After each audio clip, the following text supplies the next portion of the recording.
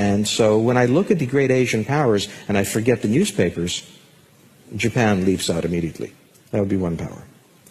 The second power that I'm looking at is Turkey. Turkey now is the 17th largest economy in the world. It is larger than Saudi Arabia. It has an army and a military capability that is probably the best in Europe, with the possible exception of Great Britain.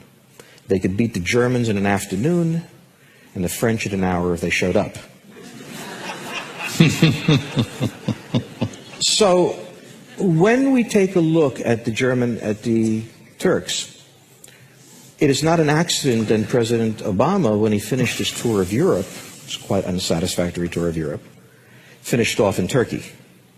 And the message to the Europeans was very simply, you know, I really enjoyed eating with you guys and talking to you guys and being told no by you guys.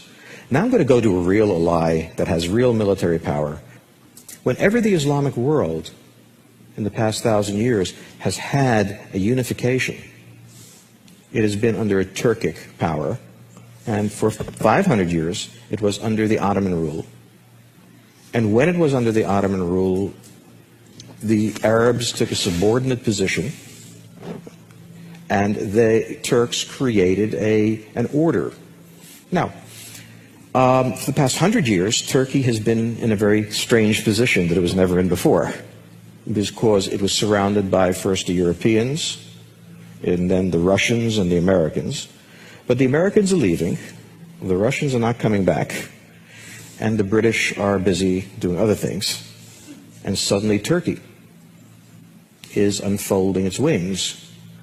And there's no one in the region when you talk to who doesn't, in every discussion of politics, doesn't in the second session build up, what do the Turks want?